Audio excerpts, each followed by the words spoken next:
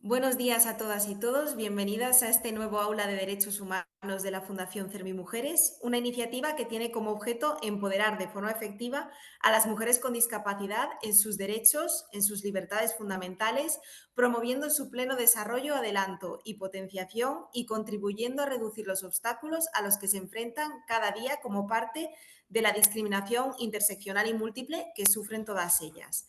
En esta ocasión, la temática central de este aula será la Ley Orgánica de Salud Sexual y Reproductiva y de la Interrupción Voluntaria del Embarazo. En un contexto político y social, tanto a nivel nacional como internacional, en el que los discursos de extrema derecha, de negacionismo de la violencia de género, de cuestionamiento de los derechos de las mujeres y de regresión de principios democráticos y de derechos fundamentales que se creían plenamente consolidados, la realización y el abordaje de una temática como esta consideramos que es fundamental. Con este punto de partida, este aula de derechos humanos, que se extenderá a lo largo aproximadamente de 2 horas de duración, se estructurará en dos partes fundamentalmente. Durante la primera hora, yo misma realizaré personalmente una exposición sobre el tema central objeto del presente aula de derechos humanos, es decir, la Ley Orgánica de Salud Sexual y Reproductiva y de la Interrupción Voluntaria del Embarazo, analizando los principales cambios incorporados en virtud de la Ley Orgánica 1/2023, por la que se modifica la originaria Ley Orgánica 2/2010. Después, a continuación, durante la segunda parte de este aula, celebraremos un pequeño panel de personas expertas en el que nuestras ponentes ofrecerán información y orientación sobre el tema central objeto de este aula, dando a conocer, en esencia, las buenas prácticas en la aplicación de esta ley orgánica, así como el conjunto de retos pendientes en relación con las mujeres y las niñas con discapacidad. También, en este panel de personas expertas, bueno, este panel de personas expertas más bien está integrado fundamentalmente, aunque las introduciré con posterioridad, Pilar Pascual Pastor, que es especialista en psicoterapia de equidad feminista y formación en género y salud de las mujeres para la Asociación de Mujeres para la Salud, y Amalia Dieguez, presidenta de la Comisión de la Mujer de CERMI Comunidad Valenciana y también patrona de la Fundación CERMI Mujeres. Como he ya mencionado, con posterioridad y cuando les dé paso en ese panel de expertas, pues realizaré una pequeña biografía de cada una de ellas para que podáis conocerlas mejor. Pues bien, tras esta breve introducción y para no robar más tiempo al final a lo que es el contenido fundamental del aula, voy inicialmente a presentarme brevemente también para que sepáis quién soy y que me conozcáis, pues eso, a grandes rasgos. Yo soy Sara de Torres, soy la delegada de Derechos Humanos y Agenda Política de la Fundación CERMI Mujeres.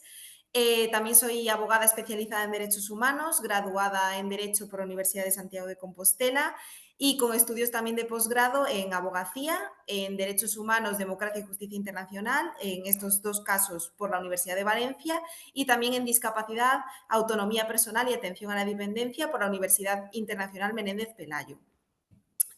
Además, desde el año 2018 pues, he ido ganando experiencia laboral a través de mi trabajo en diferentes despachos multidisciplinares, tanto del ámbito nacional como internacional, y en 2022 y 2023 realicé una becaría en la sección de peticiones y acciones urgentes del Alto Comisionado de las Naciones Unidas para los Derechos Humanos, participando además también en las sesiones del Comité para la Eliminación de la Discriminación contra la Mujer como parte del equipo precisamente de ese Alto Comisionado. Después, en junio de 2024, fui contratada como consultora por la Fundación CERMI Mujeres para la elaboración de un estudio base para un futuro plan de acción sobre los derechos de las mujeres y las niñas con discapacidad, y desde septiembre de 2025 ocupo precisamente ese cargo de delegada de Derechos Humanos y Agenda Política de la Fundación.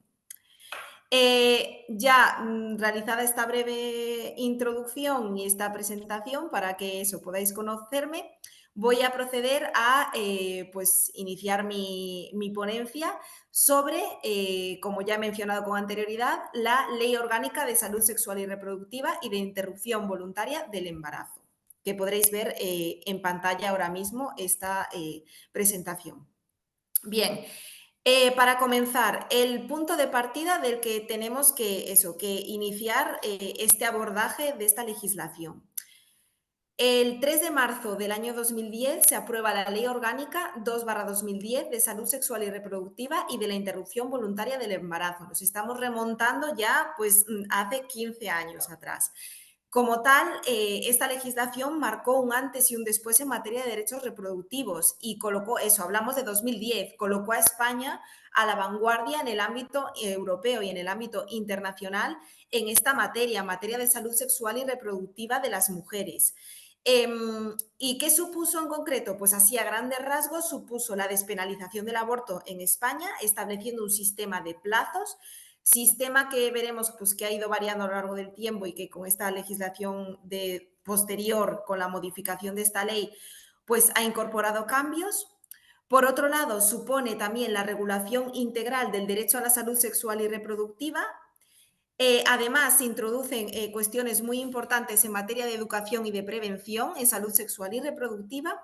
Y, por otro lado, se prevé también, se regula el acceso universal a los diferentes servicios de salud sexual y reproductiva y de interrupción voluntaria del embarazo.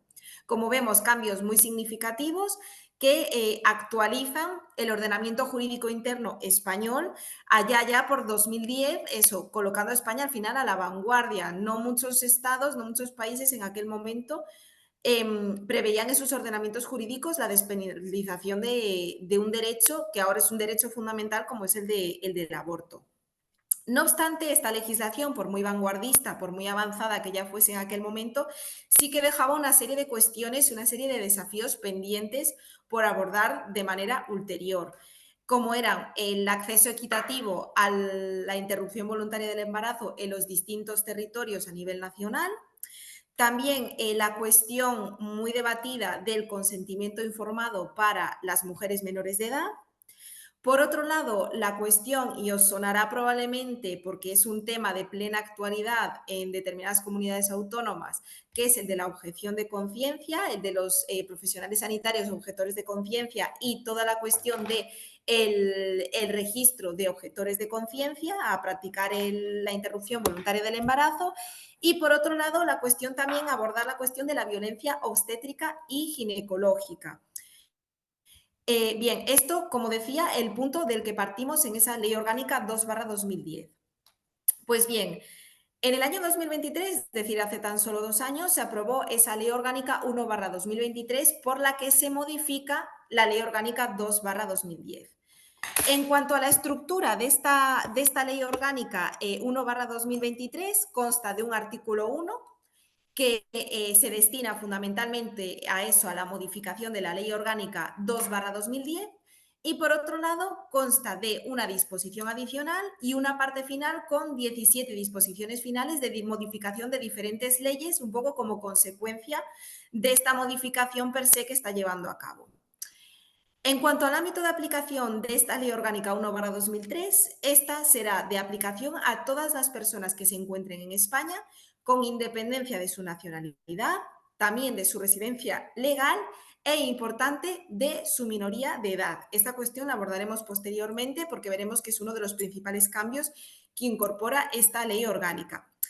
También se aplica, además, a mujeres trans con capacidad de gestar. Este también es otro punto muy relevante y destacado de esta nueva legislación.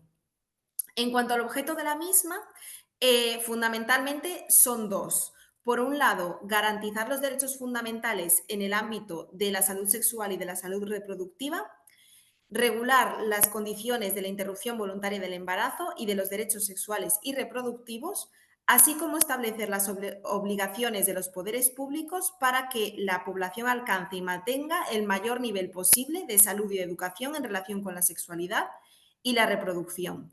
Esto por un lado. Y por otro, prevenir y dar respuesta a todas las manifestaciones de la violencia contra las mujeres en el ámbito reproductivo. Como vemos, este segundo objetivo, y si recordamos esos desafíos pendientes que presentaba la Ley Orgánica 2/2010, vemos que este segundo objetivo precisamente viene a dar respuesta a la cuestión de cómo abordar la violencia obstétrica y la violencia en el ámbito ginecológico que no se había abordado inicialmente por esa Ley Orgánica 2/2010. En este caso sí que se aborda y sí que se ataja esta cuestión. Bien, en cuanto al artículo número 2 de esta legislación, de la Ley Orgánica 1/2023, incorpora una serie de definiciones que lo que hacen es modificar algunas, o sea, modificar y especificar algunas de aquellas que ya se incluían en la Ley Orgánica 2/2010, como por ejemplo, el concepto de salud durante la menstruación. También vamos a hablar de esta cuestión. Seguramente muchos habréis oído hablar de cómo a raíz de la entrada en vigor de esta legislación se prevén cuestiones como la incapacidad temporal o baja por dolor menstrual con ciertas especificaciones, pero bueno, seguramente os suene ya. Pues incorpora este concepto de salud durante la menstruación, entendiendo como el estado integral de bienestar físico, mental y social y no meramente la ausencia de enfermedad o dolencia en relación con el ciclo menstrual.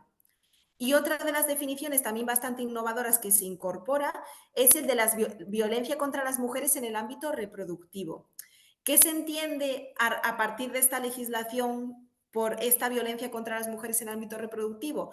Pues se entiende todo acto basado en la discriminación por motivos de género que atente contra la integridad o la libre elección de las mujeres en el ámbito de la salud sexual y reproductiva, su libre decisión sobre la maternidad, su espaciamiento y oportunidad. Como vemos, son definiciones mucho más trabajadas, mucho más alineadas también con la legislación internacional y con los tratados internacionales de derechos humanos ratificados por nuestro país. Por otro lado, en virtud del artículo número 3 de la Ley Orgánica 1/2023, se amplían los principios que se incorporan en la legislación, así como su ámbito de aplicación, y todo ello desde la perspectiva de la garantía de los derechos fundamentales, desde el enfoque de género y de la no discriminación.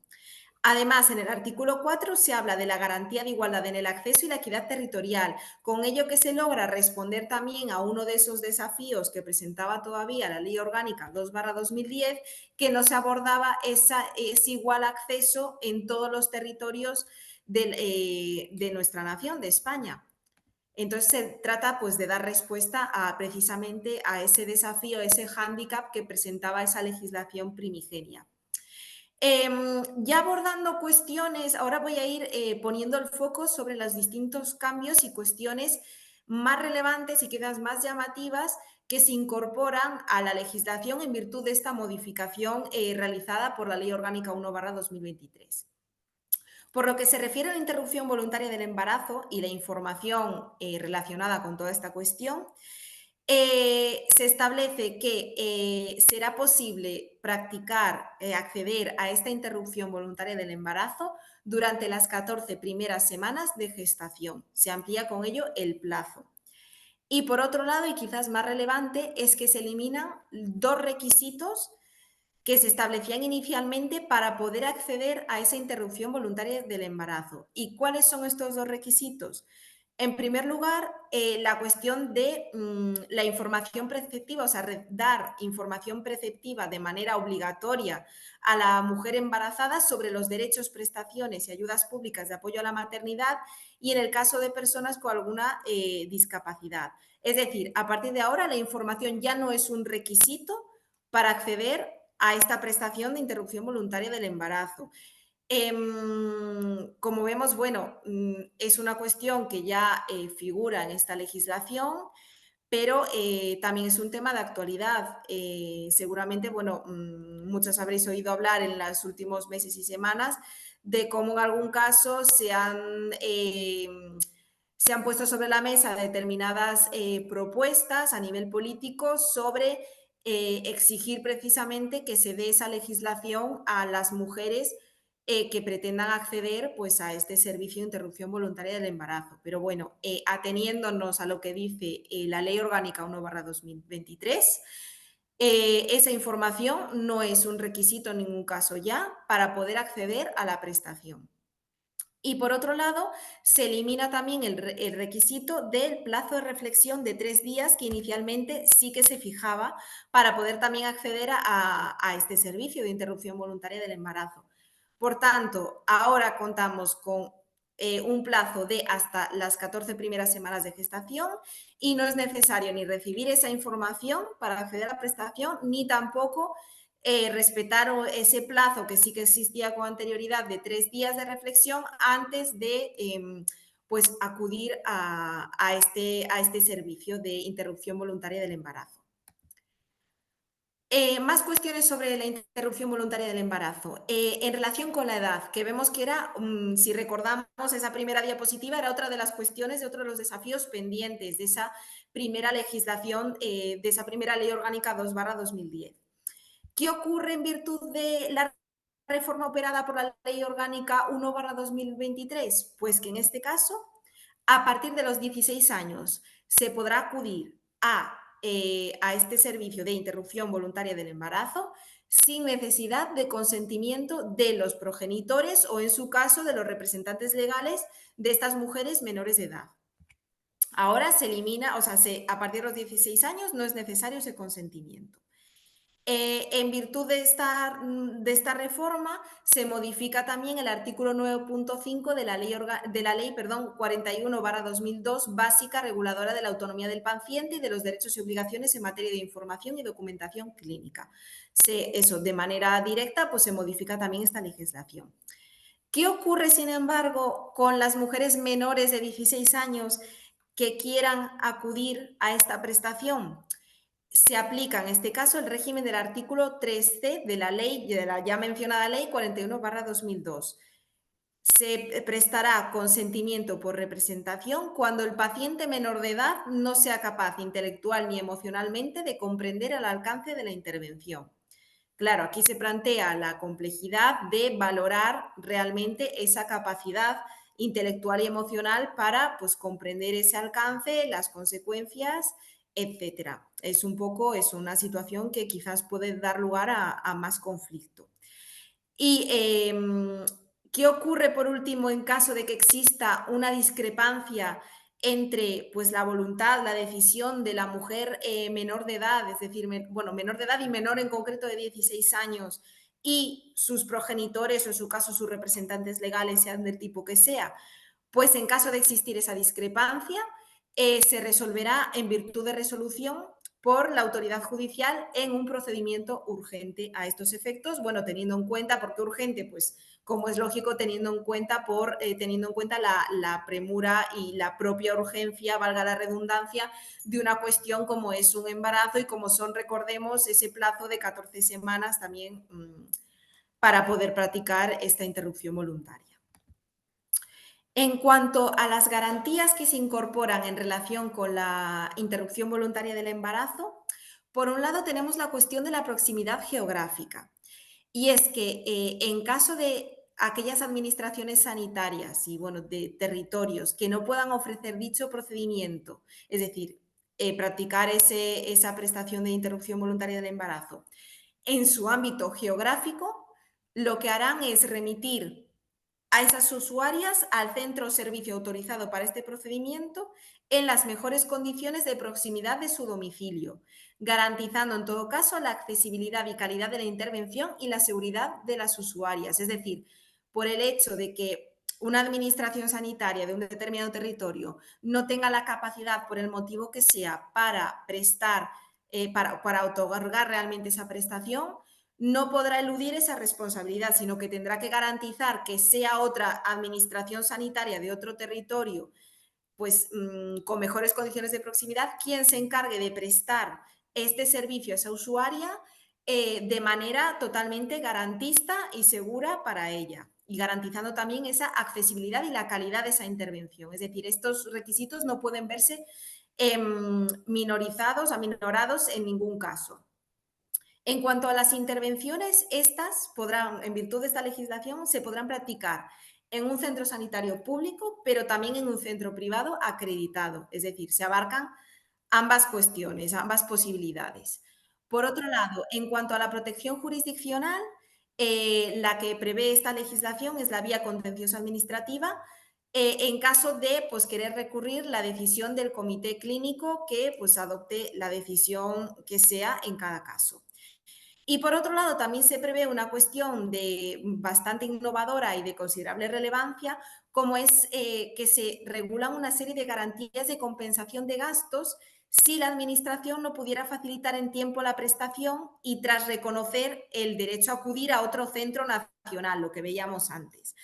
En ese caso de que no se pueda facilitar en tiempo la prestación y tras reconocer ese derecho, además de cubrir los gastos de la propia intervención en sí misma considerada, las autoridades competentes también asumirán los gastos devengados por la mujer para que pues, ésta se lleve a cabo, implicando pues, ese traslado, todos los gastos que puedan implicar y que estén relacionados con esta cuestión.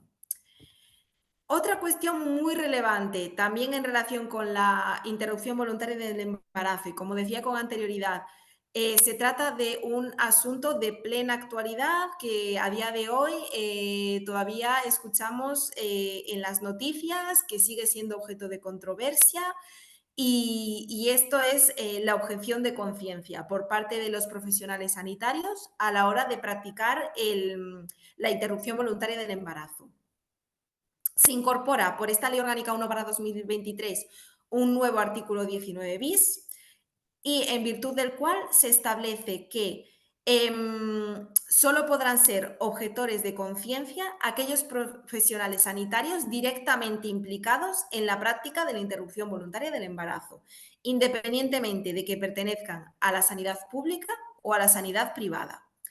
Por otro lado, se establece que no es posible la objeción de conciencia por personas jurídicas, es decir, una determinada entidad, por ejemplo, sanitaria, no puede en su conjunto declararse objetor de conciencia, sino que se trata de una decisión individual de cada profesional sanitario en particular. Por otro lado, esta objeción de conciencia debe manifestarse con antelación, con suficiente antelación y por escrito. No serviría eso de viva voz. Se trata además de una decisión revocable en todo momento, es decir, no es permanente. Y por otro lado, y muy relevante, se deben organizar los servicios públicos para que se garantice el personal sanitario necesario para el acceso efectivo y oportuno a la interrupción voluntaria del embarazo. ¿Qué quiere decir esto? Que no puede ser que por el hecho de que haya varios profesionales sanitarios que sean objetores de conciencia en relación con la interrupción voluntaria del embarazo en un determinado centro, ese centro pues no pueda prestar ese servicio a las usuarias que puedan acudir a él. Es decir, tienen que organizarse ese servicio público de tal manera que exista esa posibilidad de prestar ese servicio que al final constituye un derecho fundamental de pues, la usuaria en cada caso. También en relación con la objeción de conciencia, y ya más particularmente por lo que se refiere al registro de objetores de conciencia. Em, Esto seguramente también os sonará porque la creación de este registro es competencia de las comunidades autónomas. Que de hecho digo que os sonará porque todavía eso, diariamente nos encontramos en las noticias con pues nuevos casos de determinadas comunidades autónomas que pues en los que no se está realizando de manera pues, procedente la creación de este registro de objetores de conciencia, con todas las trabas que en la práctica ello implica para las propias mujeres usuarias y residentes pues, de ese determinado territorio. Por tanto, la creación de estos registros corresponde a las comunidades autónomas, a cada una de ellas. En cuanto a los datos que se incorporan a ese registro, y hablamos de datos de las personas objetores de conciencia, de los profesionales sanitarios que manifiesten esa objeción de conciencia, serán aquellos datos estrictamente necesarios para identificar a esa persona. Esto es muy relevante. Solo los datos que permitan identificar a esa persona y no los motivos que llevan a esa persona a declararse objetor de conciencia. Al final esto es una garantía precisamente porque es un derecho del propio profesional sanitario en este caso y también se debe velar pues, por su seguridad y respetar al final su posicionamiento en este sentido.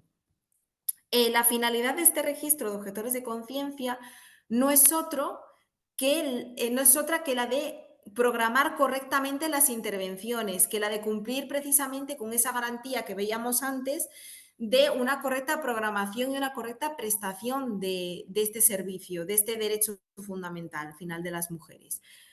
En cuanto a los responsables del tratamiento de estos datos que se incluyen en el registro de objetores de conciencia, estos son las consejerías competentes en materia de sanidad de las comunidades autónomas y también el INGESA.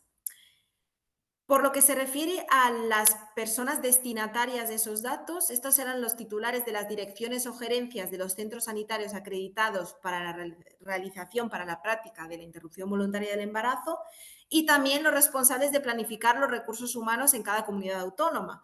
¿Por qué? Pues precisamente por lo que hablábamos antes, que la finalidad de este registro no es señalar a los objetores de conciencia, no es crear un listado al final y poner el foco sobre esas personas, esos profesionales, de tal manera que social y profesionalmente se les señale como objetores de conciencia. No, sino que la finalidad al final es poder organizar correctamente y programar correctamente las intervenciones de tal manera que al final se vele y se garantice la satisfacción de ese derecho fundamental de las mujeres. De ahí que la competencia y los destinatarios de esos datos sean, por ejemplo, eso, los responsables de planificar los recursos humanos para poder organizar y coordinar todos estos servicios. En cuanto al plazo de conservación de estos datos del registro, este será el tiempo necesario para el cumplimiento precisamente de ese fin, de esa correcta programación. Una vez haya cesado esa finalidad, pues ya se ha finalizado también, se ha concluido esa obligación de preservar, de conservar esos datos. En cuanto a los integrantes del comité clínico, pues es importante también que esta legislación determina que ninguno de los miembros del comité clínico podrá formar parte del registro de objetores de la interrupción voluntaria del embarazo, ni tampoco haber formado parte en los últimos 3 años. Lo que se busca con esto, pues al final es la mayor imparcialidad e independencia de ese comité que sea posible y que este no esté pues contaminado, pero en un sentido totalmente neutro por pues una determinada posición u otra, totalmente respetable, pero bueno, que sea lo más independiente e imparcial posible, pues para así velar pues, por el derecho fundamental a la interrupción voluntaria del embarazo pues, de todas las mujeres de España. Y la legislación, aunque no voy a entrar en ello, también prevé pues, una serie de garantías de protección de datos, como es lógico, dada la sensibilidad de los mismos. Por otro lado, ya dejando a un lado la cuestión de la objeción de conciencia. En virtud de esta Ley Orgánica 1/2023, se prevén una serie de cuestiones por lo que se refiere a la dispensación gratuita y acceso a métodos anticonceptivos. ¿Y qué se determina en concreto? Por un lado, se prevé la garantía de la financiación con cargo a fondos públicos de los anticonceptivos hormonales, también los métodos reversibles de larga duración, sin aportación por parte de la usuaria. ¿En qué caso? Cuando estos se dispensen en los centros sanitarios del Servicio Nacional de Salud, en ese supuesto. Y por otro lado, ya no hablando de financiación, sino de dispensación directamente gratuita de la anticoncepción de urgencia en los propios centros sanitarios del Servicio Nacional de Salud y en los servicios de atención especializada, atendiendo pues a la organización asistencial de los servicios de salud de las comunidades autónomas y entidades gestoras del Servicio Nacional de Salud. Es decir, hablamos por un lado de financiación con cargo a fondos públicos y por otro lado ya de gratuidad en esos supuestos de urgencia y en los propios centros sanitarios del Servicio Nacional de Salud y en los servicios de atención especializada. Esta también es una novedad muy relevante y pues que al final no hace más que velar por la satisfacción de ese derecho a la salud sexual y reproductiva pues de todas las españolas en este caso. Por otro lado, si recordamos, una de esas cuestiones pendientes y que ha venido a abordar ahora esta Ley Orgánica 1/2023 era la cuestión de la violencia obstétrica y ginecológica, de las violencias sufridas por las mujeres en el ámbito de salud sexual y reproductiva. En este caso, con la Ley Orgánica 1/2023, se prevé una protección y garantía de los derechos sexuales y reproductivos en el ámbito ginecológico y en el ámbito obstétrico. ¿Cómo se logra pues, esta protección y esta garantía? En primer lugar, a través de una exigencia de requerir, y como es exigencia eso, de forma preceptiva, obligatoria, el consentimiento libre, previo e informado de las mujeres en todos los tratamientos invasivos durante la atención del parto, respetando en todo caso la autonomía de la mujer y su capacidad para tomar decisiones informadas sobre su salud reproductiva. Es decir, debe haber ese consentimiento previo, libre e informado para toda intervención que se realice durante el parto. Fundamental, innovador y al final que garantiza pues, esos derechos sexuales y reproductivos de las mujeres, en este caso durante el parto. Por otro lado, se establece la autonomía decisoria de la mujer en relación con el momento del parto, objeto de valoración por los órganos judiciales en distintas ocasiones. Es decir, hay que velar en todo caso por el respeto a su autonomía decisoria de la mujer en relación con ese momento del parto. Debe primar, siempre que no esté en riesgo su salud, por supuesto, esa autonomía decisoria de la mujer. Por otro lado, se quiere velar por una disminución del intervencionismo. ¿Y esto qué quiere decir? Pues que se evite la realización de prácticas innecesarias e inadecuadas que no estén además avaladas por evidencia científica y reforzar además las prácticas relativas al parto respetado y al consentimiento informado de la paciente, incluyendo también todas aquellas medidas necesarias para incrementar el número de personal especializado. Una vez más, hablamos eso de, recordemos, autonomía decisoria de la mujer, ese consentimiento previo, libre e informado, y también disminuir el intervencionismo, todas aquellas prácticas que no sean necesarias y que al final pues causen un determinado perjuicio, ya sea físico, ya sea moral, de esa mujer que está siendo sometida a una intervención como es el parto. Y por otro lado, también se incluye la obligación de garantizar un trato respetuoso y de dar información clara y suficiente a la paciente, lo que incluye también el respeto a la decisión sobre la forma de alimentación elegida por las madres para su recién nacido. Esta también es una cuestión con carácter considerablemente innovador.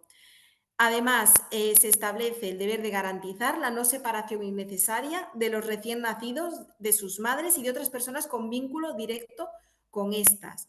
Es decir, como vemos, pues lo que se vela en todo momento es por preservar esa integridad física y moral de la madre, esa salud sexual y reproductiva, ese derecho a decidir sobre su propio cuerpo, esa autonomía y con todas las implicaciones que ello tiene directamente sobre su propio cuerpo o también con ese vínculo con el recién nacido. Siguiendo también con esta cuestión de la violencia en el ámbito de salud sexual y reproductiva, esta Ley Orgánica 1/2023 incorpora también una serie de novedades y todo ello en línea también con la legislación internacional y una vez más con los tratados internacionales de derechos humanos ratificados por España. En primer lugar, en cuanto al aborto forzoso y la esterilización y anticoncepción forzosas, se prevé que se eviten las actuaciones que permitan los casos de aborto forzoso, de anticoncepción y esterilización forzosas, con especial atención a las mujeres con discapacidad. Pongo el foco aquí y posteriormente volveré sobre esta cuestión. Por otro lado, en cuanto a la gestación por subrogación o sustitución, los popularmente llamados vientres de alquiler, se debe dar formación e información a través de campañas institucionales sobre la ilegalidad de estas conductas, así como sobre la nulidad de pleno derecho del contrato de subrogación por sustitución. En España, esta práctica es ilegal. Cuando se celebra un contrato, este será declarado como nulo de pleno derecho. Por lo tanto, se deberá realizar campañas de información, de sensibilización a nivel institucional para realizar esa concienciación sobre esta realidad. Por otro lado, y también en relación con esta misma cuestión, se prohíbe la promoción comercial de la gestación por sustitución. Lo que se hará es instar a la acción judicial dirigida a la declaración de ilicitud, de ilegalidad de la publicidad que promueva precisamente esas prácticas comerciales para la gestación por sustitución, velando así pues que cese esta práctica que es ilegal en nuestro país. Como os he comentado con anterioridad, quería poner el foco sobre la especial incidencia que esta violencia en el ámbito sexual y reproductivo tiene sobre las mujeres y las niñas con discapacidad. Porque, como sabemos, las mujeres y las niñas con discapacidad sufren por el hecho de ser mujeres y de tener una discapacidad, y en caso de las niñas, de ser además menores de edad, formas múltiples e interseccionales de discriminación, en este caso de violencia también, en todos y cada uno de los ámbitos de la vida y, por tanto, también en el ámbito de su salud y en concreto de su salud sexual y reproductiva. ¿En qué sentido? Fundamentalmente, poner el foco, y así lo hace también la ley, en la esterilización forzosa, que es una forma de violencia contra las mujeres en el ámbito reproductivo que consiste en practicar una intervención quirúrgica que tenga por objeto o por resultado o consecuencia poner fin a la capacidad de una mujer de reproducirse de modo natural sin su consentimiento previo e informado, sin su entendimiento del procedimiento.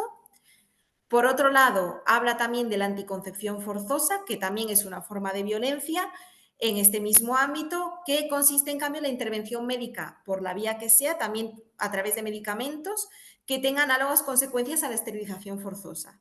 Y por otro lado, el aborto forzoso, que una vez más es también una forma de violencia en este ámbito reproductivo, que consiste en practicar un aborto a una mujer sin su consentimiento previo e informado. Hablamos de estas tres prácticas, que son lo que se llama prácticas nocivas, que se ejercen de manera predominante sobre las mujeres y niñas con discapacidad. En concreto, en nuestro país, desde el año 2021, las esterilizaciones forzadas o no consentidas son ilegales. No obstante, quiero recordar en este punto que España tiene todavía una tarea pendiente y una deuda más bien pendiente con todas las mujeres y niñas con discapacidad que fueron víctimas de esterilizaciones forzadas o no consentidas en nuestro país, precisamente por razón de su discapacidad y, es más, en virtud de una resolución de incapacitación judicial. Tarea todavía pendiente. Algunos países, antes que España, ya han promovido legislación en el sentido de indemnizar y reparar a estas víctimas. En España es eso, es una cuestión que todavía está pendiente. No obstante, decir que es uno de los pocos estados dentro de la Unión Europea que prohíbe ya esta práctica tremendamente nociva, que atenta contra los derechos humanos y las libertades fundamentales y que de hecho ha sido calificada en numerosas ocasiones por los distintos órganos de tratados de Naciones Unidas como un acto o pena cruel, inhumana o degradante. Y que, como decía con anterioridad, afecta de manera desproporcionada a mujeres y a niñas con discapacidad, por encima de lo que afecta a mujeres sin discapacidad, precisamente también por esos estereotipos nocivos, todos esos prejuicios tan arraigados todavía en nuestra sociedad que contemplan que las mujeres con discapacidad no están preparadas, no tienen capacidad para ser madres, ni tienen capacidad decisoria sobre sus derechos sexuales y reproductivos, ni para tener hijos. Un estereotipo incido en la idea todavía muy extendido en nuestra sociedad y que es fundamental atajar de una vez por todas. En este mismo sentido, en virtud de esta Ley Orgánica 1/2023, se establece que los poderes públicos deberán velar para evitar las actuaciones que permitan los casos de aborto forzoso, de anticoncepción y esterilización forzosas, una vez más con especial atención a las mujeres con discapacidad. Y por otro lado, también para atajar esta cuestión, esta ley prevé que las administraciones públicas, en el ámbito de sus competencias, promuevan programas de salud sexual y reproductiva dirigidos a mujeres con discapacidad que incluyan medidas de prevención, medidas de detección también de las formas de violencia reproductivas, para las cuales se procurará la formación específica necesaria para la especialización del profesional, es decir, para la capacitación de los profesionales sanitarios, capacitación que debe tener ese doble enfoque de género y de discapacidad para verdaderamente ser capaces de atender a las necesidades específicas que presentan las mujeres y las niñas con discapacidad. Por otro lado, y creo que ya para concluir, para ir concluyendo mi ponencia, esta Ley Orgánica 1/2023, de modificación de la Ley Orgánica 2/2010, incorpora una serie de situaciones de incapacidad temporal para las mujeres. En primer lugar, se habla de la incapacidad temporal por menstruación incapacitante secundaria, que tendrá la consideración de incapacidad temporal por contingencias comunes, y hablamos de una menstruación incapacitante secundaria, es decir, debe tratarse de una patología previamente diagnosticada. Tiene que existir un diagnóstico precisamente para poder, o sea, expresamente para poder acudir, pues para poder hablar de esta incapacidad temporal en este supuesto. Por otro lado, se prevé un segundo caso de interrupción de incapacitación temporal por interrupción voluntaria o involuntaria del embarazo. Una vez más, tendrá la consideración de incapacidad temporal por contingencias comunes, mientras reciba asistencia sanitaria del Servicio Nacional de Salud y esté impedida, pues, para desempeñar pues, sus actividades laborales para el trabajo. Y por último, se habla de la IT por gestación avanzada a partir de la semana 39, de la semana 39 del embarazo. Una vez más, tendrá la consideración de IT por contingencias comunes desde el día primero de esa semana, iniciada esa semana 39 de la gestación, y que se extenderá pues hasta la fecha de parto, sea cual sea esta, a partir de esa semana 39. Y esto sería todo. Muchísimas gracias por vuestra atención. Esta sería, bueno, mi intervención en relación un poco para exponer este contexto general con el que contamos en nuestro país a raíz, pues, de esa entrada en vigor de la Ley Orgánica 1/2023, de modificación de la Ley Orgánica 2/2010 en materia de salud sexual y reproductiva e interrupción voluntaria del embarazo. Y lo que voy a hacer a continuación, porque, bueno, como veis, esto ha sido un poco el marco teórico, pero yo quiero dar ahora paso a la segunda parte de este aula de derechos humanos, y quiero dar la palabra a las panelistas, que lo que van a hacer, como ya avanzaba con anterioridad, es aterrizar un poco este contexto teórico, este contexto normativo del que partimos en nuestro ordenamiento jurídico interno, y aterrizarlo eso, a la realidad del día a día, a la práctica, hablarnos pues precisamente de eso, de prácticas, de buenas prácticas, de cómo se implementa esta legislación en la realidad, de cómo afecta la entrada en vigor, de cómo ha afectado la entrada en vigor de esta legislación pues a las propias mujeres usuarias de estos servicios, y en general pues eso, a todas las ciudadanas españolas que al final se benefician pues de esta legislación. Por lo que, sin más dilación en este sentido, voy a presentar a las panelistas. En primer lugar, lo que voy a hacer es darle la palabra a Pilar Pascual Pastor, y ya posteriormente se la daré a Amalia Dieguez. Por lo que primero voy a proceder eso, a introducir a Pilar Pascual. Pues Pilar Pascual es licenciada en Psicología por la UAM, tiene un máster de Psicología Clínica y un máster en Gerencia de Servicios Sociales por la Universidad Complutense de Madrid. Es especialista en psicoterapia de equidad feminista y cuenta con formación en género y salud de las mujeres para la Asociación de Mujeres para la Salud. Ha trabajado en atención directa a las mujeres como responsable del servicio de psicología en diversos centros de la mujer de la Comunidad de Madrid. Fue además directora del Centro Asesor de la Mujer de Alcalá de Henares, donde, entre otras responsabilidades, puso en marcha el Centro de Emergencia para Mujeres y Menores Víctimas de la Violencia de Género.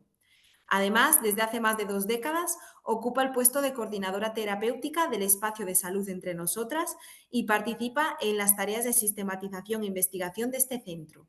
Realiza también distintas tareas de consultoría, formación, divulgación y comunicación para la Asociación de Mujeres para la Salud. Desde su inauguración en 2015, es directora de la Escuela Essen y profesora también del curso de posgrado, experta en los malestares de género y su prevención e impacto en la salud de las mujeres, y también del resto de cursos, que no son pocos, que se imparten en la Escuela Essen. Pues nada, Pilar, lo primero, muchísimas gracias por estar aquí hoy, por regalarnos un poquito de tu tiempo a nosotras y realmente a todas las personas que nos ven. Y la palabra es tuya, estamos deseando escucharte. Muchísimas gracias.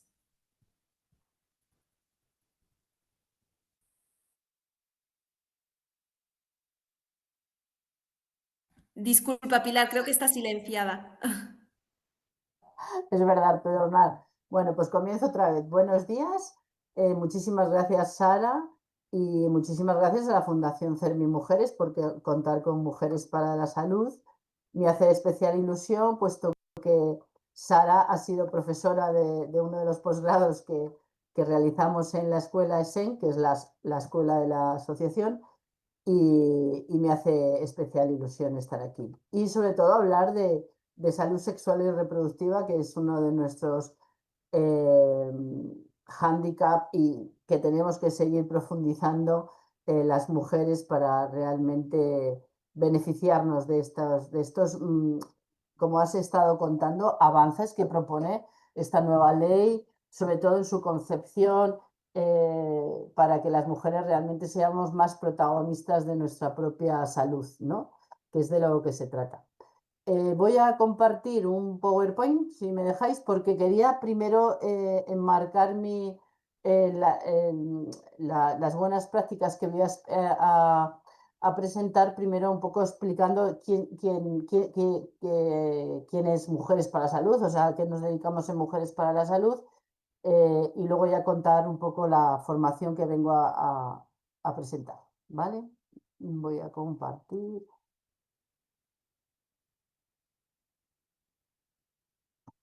Bueno, pues tenemos aquí Mujeres para la Salud, es una asociación de mujeres profesionales creadas en 1987, es decir, con más de 30 años de historia, y somos especialistas en salud mental de las mujeres y formación de profesionales, siempre desde la perspectiva de género feminista y realmente para incorporar esta perspectiva en todas las labores profesionales que tienen como objeto mejorar la salud de las mujeres allá en el ámbito que queramos ver, educativo, sanitario, jurídico, etcétera, en todos los ámbitos, ¿no? Tenemos que seguir profundizando en la mejora de la atención a las mujeres y a la salud de las mujeres en concreto. A ver si me deja pasar. Ahora. Bueno, la Asociación de Mujeres para la Salud tiene los siguientes objetivos. Por un lado, empoderar a las mujeres que presentan malestares de género. Malestares de género es un concepto que hemos pues, definido ya hace tiempo aquí en Mujeres para la Salud, relacionado con todos esos malestares que tenemos las mujeres por la socialización de género que tenemos, por vivir en una sociedad patriarcal en la que estamos ocupando una posición de subordinación con respecto a los hombres y en la que se nos propone una sumisión también al hombre y a las necesidades de las personas que nos rodean, que no somos nosotras mismas, ¿vale? Entonces, todo esto genera una serie de malestares, que es lo que nosotras queremos que las mujeres conozcan para que seamos capaces de superarlos, puesto que vivimos en una sociedad que es muy desigual con respecto a nuestras necesidades, mayoritariamente porque es una sociedad violenta contra nosotras y eso nos genera una serie de malestares. Por otro lado, queremos difundir una concepción integral de la salud desde esa perspectiva de género feminista, es decir, una perspectiva en la que se tengan en cuenta no solamente los factores biológicos, sino los factores psicosociales que realmente ya hemos demostrado por activa y por pasiva que forman parte de la salud de las mujeres. Bueno, de la salud de los seres humanos, ¿no? Pero nos vamos a centrar en la salud de las mujeres. O sea, no solamente la salud tiene que ver con la ausencia de enfermedad, como antes se consideraba, ¿no? Sino que tiene que ver con una serie de condiciones y características que rodean a las mujeres. Todas esas características tienen que estar a favor de la salud de las mujeres y nosotras, además, tenemos que aprender a ser las protagonistas de nuestra propia salud, porque la salud es algo que nosotras podemos cambiar si conocemos cómo mejorar esos malestares de género que nos está imponiendo la sociedad, y cómo salir de esa violencia que también nos está imponiendo la sociedad patriarcal. Entonces, la salud tenemos que aprender a ponerla en el centro de nuestra vida para realmente mejorarla. Por otro lado, estamos constantemente creando y potenciando redes con otras mujeres para conseguir los dos objetivos más importantes de nuestra asociación, que es luchar por una sociedad en igualdad y luchar por la erradicación de la violencia contra las mujeres, ¿vale? Estos serían nuestros dos objetivos utópicos, entre comillas, pero que en algún momento estoy segura que los vamos a conseguir. Además, hacemos una labor también de recopilación y difusión de información fundamentada en nuestra página web y en las redes sociales. Sensibilizamos a la opinión pública a través de jornadas, talleres, por ejemplo, participar aquí con vosotras. Intervinimos ante las administraciones públicas cuando así nos requieren, sobre todo en el Observatorio de Salud de las Mujeres. Y hacemos una formación feminista a profesionales a través de la escuela ESEN. Nuestro principal programa es un centro terapéutico para mujeres afectadas por los malestares de género o por las secuelas de la violencia machista. Es el primer y único centro terapéutico con enfoque biopsicosocial de género en nuestro país para tratar la salud mental de las mujeres. Es un espacio de escucha y de fortalecimiento, y gracias a la escucha que hemos realizado durante todos estos años, fuimos capaces de crear una metodología concreta para estos malestares de género que le hemos llamado psicoterapia de equidad feminista. Y bueno, estamos en un lugar privilegiado de Madrid en el que queremos, o sea, un lugar que cuidamos mucho para que las mujeres realmente se sientan en casa, ¿no? Y bueno, desde la pandemia, pues sabéis que hacemos atención online con mujeres de toda España y con mujeres de españolas por todo el mundo, que también es otra vía maravillosa que nos facilitó esta tremenda situación que vivimos, que fue el COVID, ¿no? Bueno, es un espacio, le llamamos el espacio de salud entre nosotras, y trabajamos con mujeres de los 18 a los 70 y... bueno, es decir, la única condición es ser mayor de edad, ¿vale? Para asistir a nuestro espacio terapéutico. Luego, publicamos una revista, intentamos anual o bianualmente, depende de los presupuestos que tengamos cada año, y son monográficos que están colgados en nuestra página web y que se pueden descargar en PDF, con los que muchas otras entidades nos dicen que trabajan con las mujeres, puesto que es una revista creada a nivel divulgativo. Entonces tiene muchos artículos que a las mujeres les hace reflexionar sobre realmente cómo impacta el patriarcado en nuestra salud, y bueno, os aconsejo que le echéis un vistazo. Entonces, bueno, la última vez que hicimos una jornada es hace 2 años, en el año pasado, en 2024. Publicamos nuestra metodología en un libro, que ya tenemos la segunda edición, que se llama La salud mental de las mejores mujeres, la psicoterapia de equidad feminista. Hacemos un posgrado anual en el que ha participado, como decía, CERMI Mujeres a través de Sara este año, y que el año que viene ya pues hacemos la 10ª promoción, porque empezamos en enero. Y luego, bueno, pues ya empezamos, quería explicaros el curso que estamos realizando de salud sexual y reproductiva y los efectos de la violencia sobre las mujeres, que sería un ejemplo de buenas prácticas, que es lo que nos ha pedido Sara que compartamos aquí, sobre esta parte de la salud tan importante para las mujeres, ¿no? Bueno, luego, antes de comenzar con el curso, decir que estamos en todas estas redes sociales en las que hacemos una labor de sensibilización y divulgación de todo lo que afecta a la salud de las mujeres, que de verdad es todo, las decisiones políticas, las leyes, absolutamente todo está impactando nuestra salud, y tenemos que aprender a ponernos esas gafas de género para poder ver cómo realmente nada es inocuo con respecto a las mujeres, y tenemos que aprender realmente a ver estas realidades desde esta perspectiva, ¿no?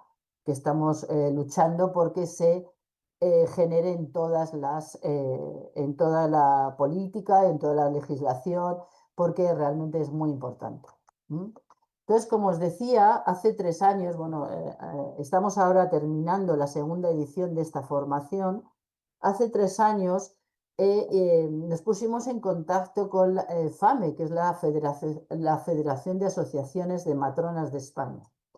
¿Por qué nos pusimos en contacto con FAME? Pues porque consideramos que la profesional de la matronería es una figura esencial para realmente cumplir con todo esto que dice la nueva ley de salud sexual y reproductiva, ¿no?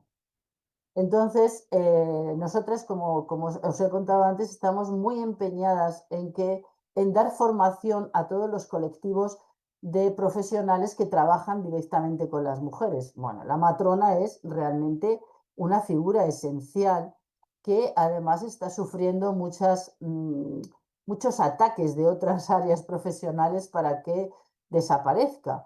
Nosotras no solamente no queremos que desaparezca, sino que realmente pueda ejercer realmente la tarea para la cual están formadas, que es realmente la salud sexual y reproductiva.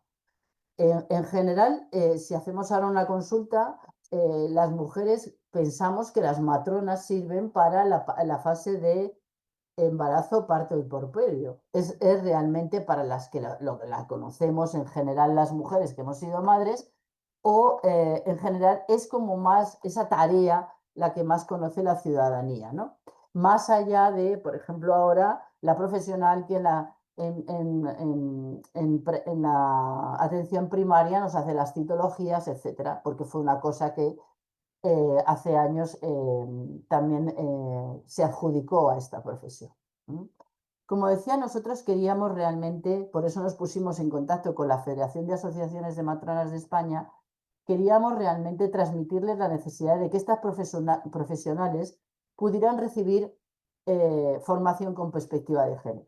Entonces, por un lado, la Federación de Asociaciones mostró un gran interés en esta idea que teníamos, y al año siguiente se nos ocurrió, sabéis que las asociaciones sin ánimo de lucro, como es en nuestro caso, podemos acceder a las subvenciones del Ministerio de Derechos Sociales de Agenda 2030, que saca todos los años derivadas del 0,7 del IRPF. Entonces siempre nos presentamos para diferentes programas, y este año, hace 2 años, nos presentamos a esta subvención, esta formación, la formación que voy a presentar ahora.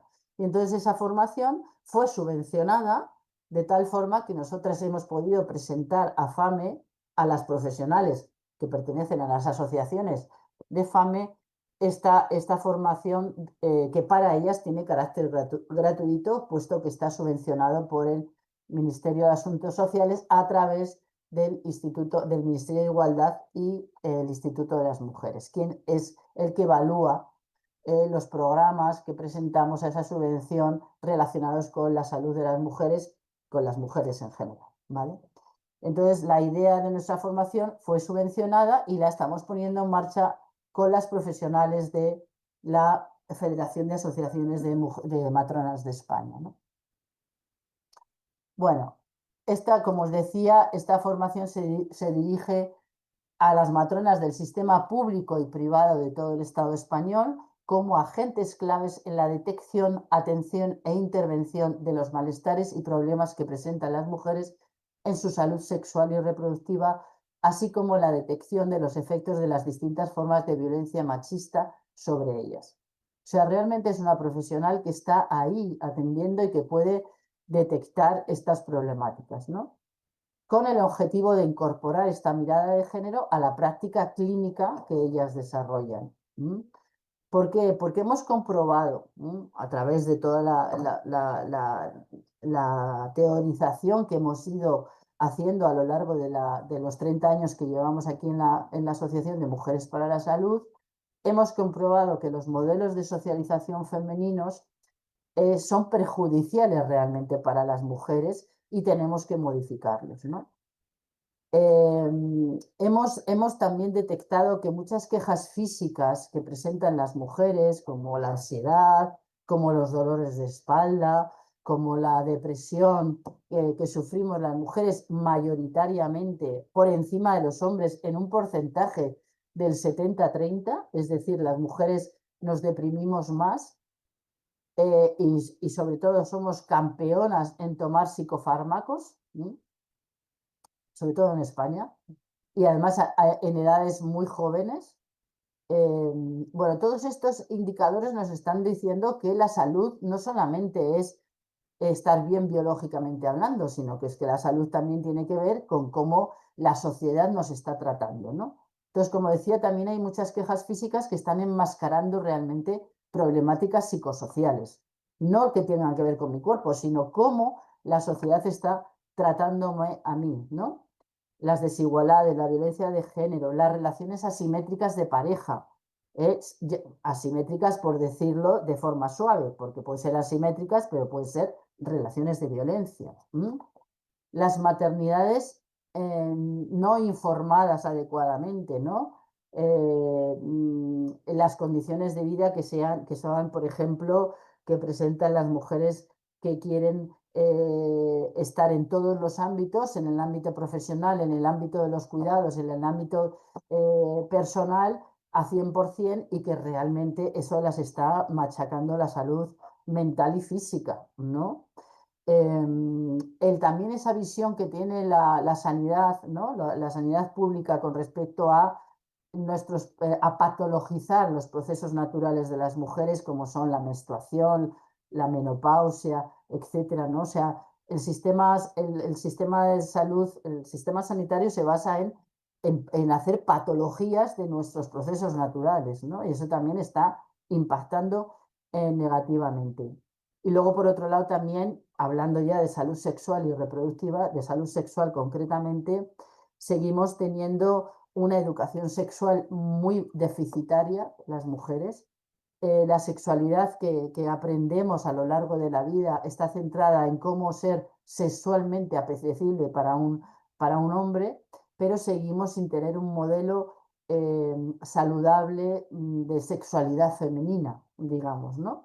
Entonces, ahora mismo existe un peligro horrible para la juventud que está aprendiendo sexualidad a través de la pornografía, ¿no? Como todas ya sabéis, como este es un factor muy negativo que están recibiendo tanto los chavales como las chavalas, o sea, la gente joven está recibiendo solamente pornografía como si fuera la educación, la educación sexual saludable, que por otro lado se niega que se imparta en los centros escolares, ¿no? Eso que estamos reclamando constantemente de que se imparta educación afectivo-sexual en los centros escolares, ¿no?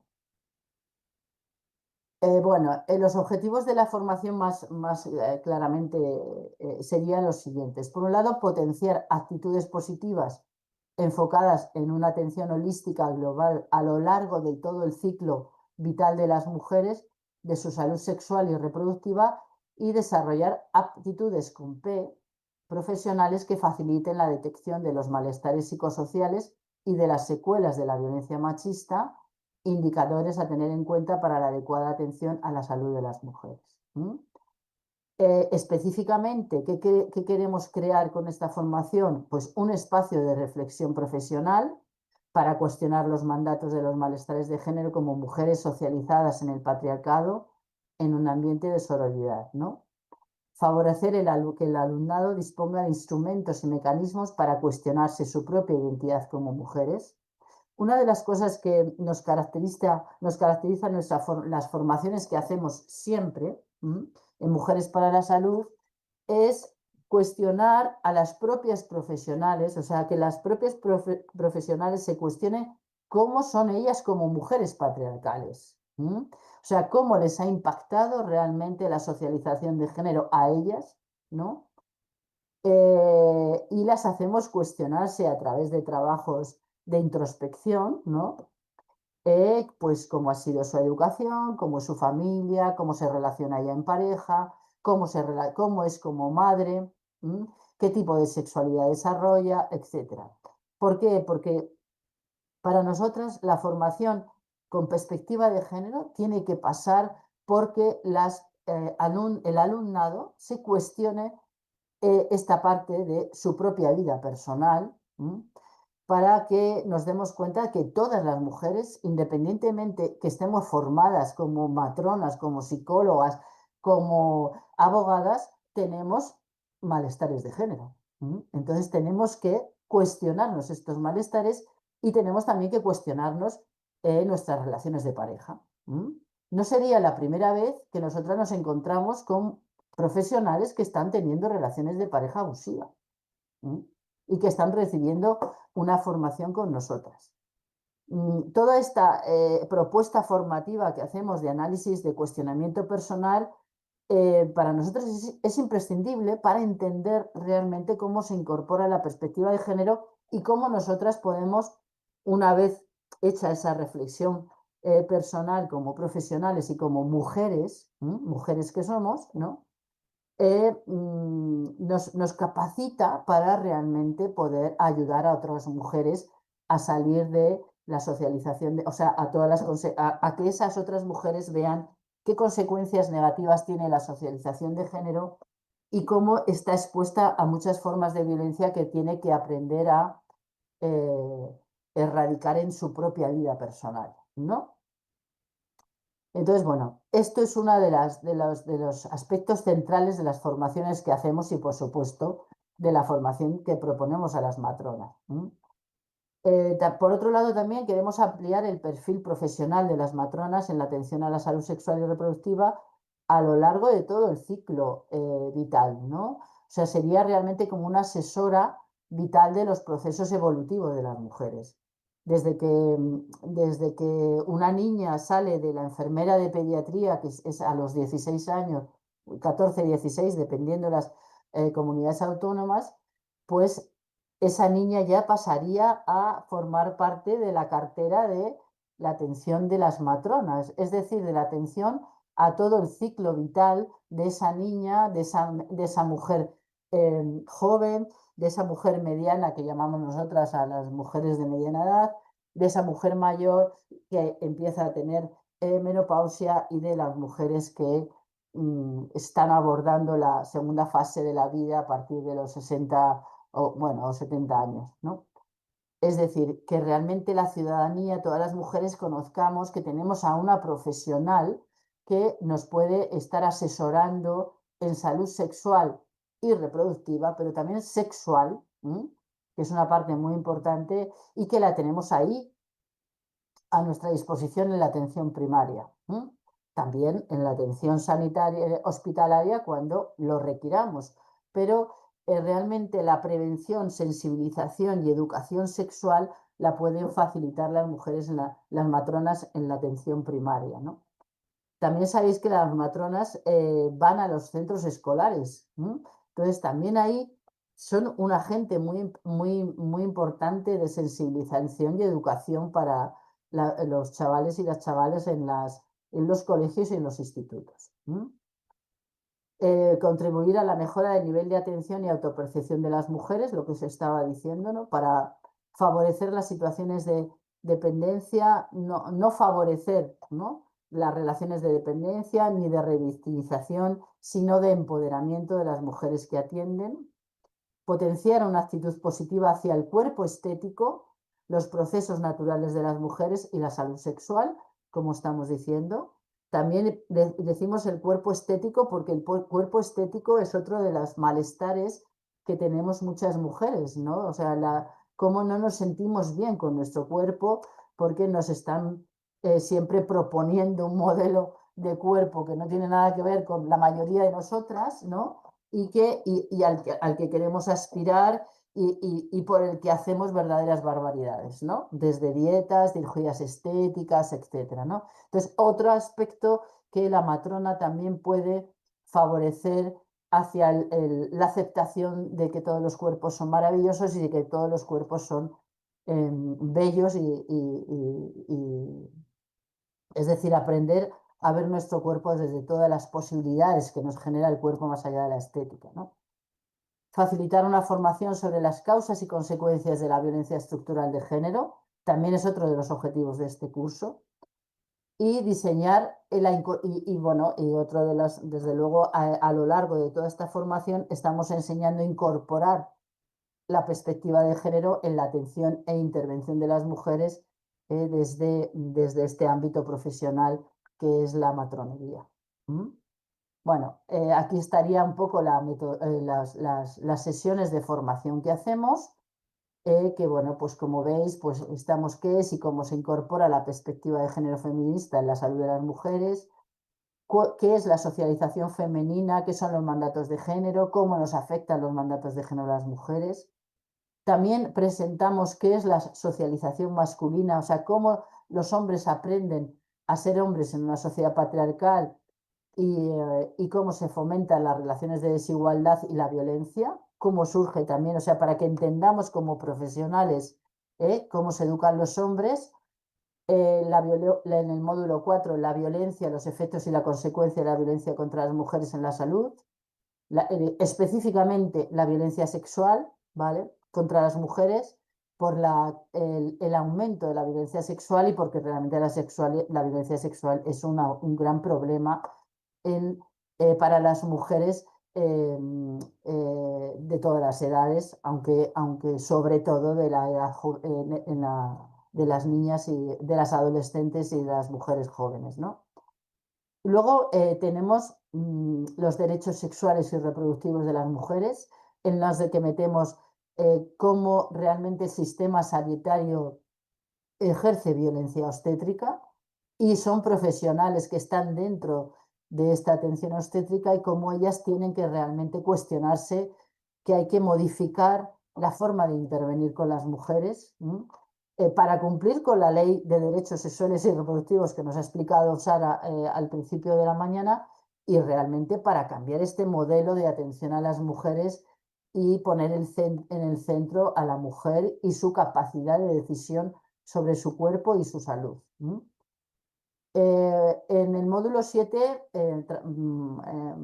metemos un tema que es importantísimo, que son las maternidades de las mujeres, porque la maternidad no solamente afecta a las mujeres que son madres, ¿no?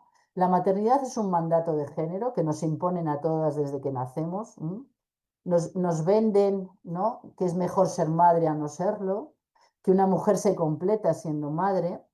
Y todo esto son mandatos que son ideas irracionales, ideas que no son ciertas. Una mujer es tan válida como otra siendo madre o no siéndola. Nosotros lo que queremos es que las profesionales de la sanidad también amplíen este concepto de maternidades y que trabajen las maternidades desde todos los puntos de vista. Y sobre todo intentando fomentar la posibilidad de que no ser madre es una posibilidad igual de saludable que serlo, ¿vale? Es decir, plantear la no maternidad como una posición igual de saludable que la otra. Aparte de ampliar también, pues, cómo se educa el tema de la alimentación de los bebés, ¿no? Cómo las matronas están siempre imponiendo la, la leche materna, cuando no todas las mujeres queremos maternar, ni queremos dar el pecho a las criaturas, ¿no? O sea, la libertad de las mujeres también está aquí, porque es que parece que el tema de la leche materna hay que fomentarlo por encima de cualquier otra decisión de las mujeres y esto también hay que modificarse, ¿no? Todas las decisiones de las mujeres responden a sus necesidades, a su posibilidad de tomar decisiones independientes y todo eso tenemos que respetarlo y tenemos que ponerlo en la misma importancia, ¿vale? Y luego metemos pues 2 sesiones de salud sexual, porque hemos metido la salud menstrual también como un aspecto muy importante de la salud de las mujeres. En primer lugar, para quitar esa concepción negativa que tenemos sobre la menstruación. Queremos que las nuevas generaciones de niñas y mujeres jóvenes acepten su menstruación como un proceso natural y que ellas pueden conocer, controlar para que realmente se viva de una forma más saludable. En contra de medicalizaciones que muchas veces no son necesarias, en contra de esos aspectos negativos que nos venden la publicidad, del olor, en fin, de todas estas cosas, de todos estos mitos negativos que existen alrededor de la menstruación, cómo todo eso hay que realmente quitarlo, ¿no? Y que tiene también que ver también con la última parte de la salud menstrual, que es la menopausia, ¿no? Y cómo la menopausia también es otro factor que afortunadamente ya está al orden del día y tenemos muchas profesionales que están trabajando con una menopausia saludable, pero que también ha sido como otro hándicap que la atención sanitaria se ha breado en la patologización y en la medicalización de esta fase que también es otro proceso natural de las mujeres. Bueno, en el módulo 9 abordamos una sexualidad saludable, es decir, a qué le llamamos una sexualidad femenina saludable. Y en el último módulo pues hacemos esta recopilación de cómo se diagnostican los malestares de género y se incorpora la perspectiva de género dentro de la profesión de las matronas, ¿no?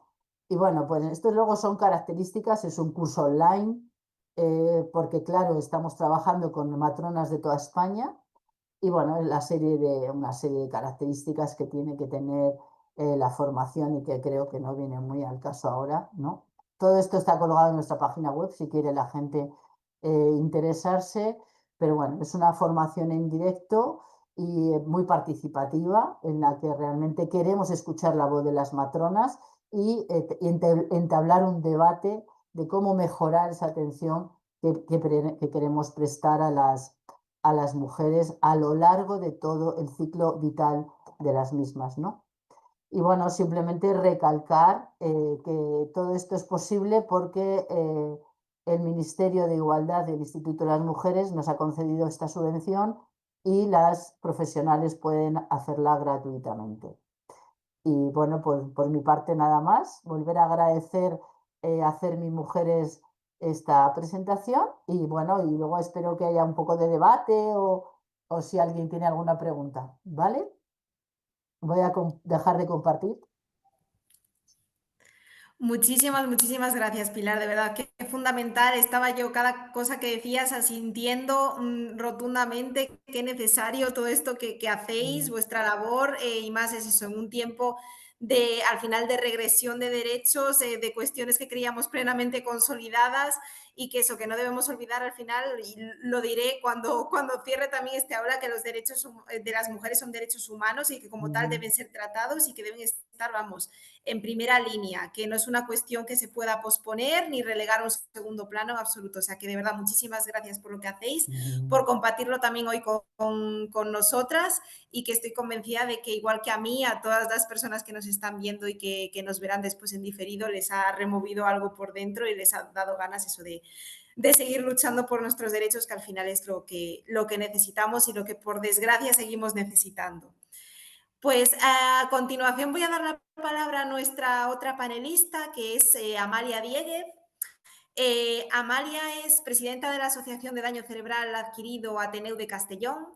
Como presidenta de la Federación Nacional ha participado en la Comisión de la Mujer del CERMI estatal y es además patrona de la Fundación CERMI Mujeres desde su creación en el año 2014. En la actualidad representa a la Federación de Daño Cerebral Comunitat Valenciana en el Comité Ejecutivo del CERMI-CV y desde allí coordina la Comisión de las Mujeres del CERMI de la Comunitat Valenciana. Entre los proyectos que ha impulsado se encuentran el primer protocolo de atención a mujeres con discapacidad víctimas de violencia que se realizó en España en colaboración con Fundación CERMI Mujeres y también el estudio sobre la situación de la violencia de género contra las mujeres con discapacidad en la Comunidad Valenciana del año 2022, así como numerosas actividades de formación y empoderamiento dirigidas a mujeres con discapacidad y a mujeres cuidadoras de personas con discapacidad. En la actualidad trabaja en la Comisión de Sanidad del Segundo Pacto Valenciano contra la Violencia y también en la organización del Foro Social de Mujeres y Niñas con Discapacidad, del octavo Foro Social ya, de Fundación CERMI Mujeres, que se celebrará en los próximos 24 al 26 de noviembre, precisamente en la ciudad de Valencia.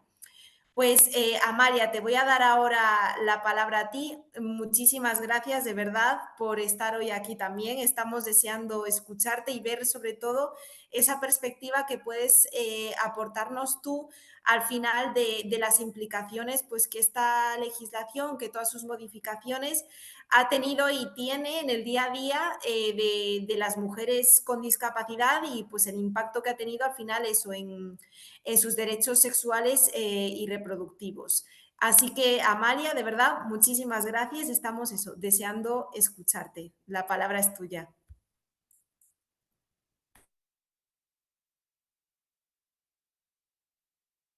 Creo que está silenciada, Amalia.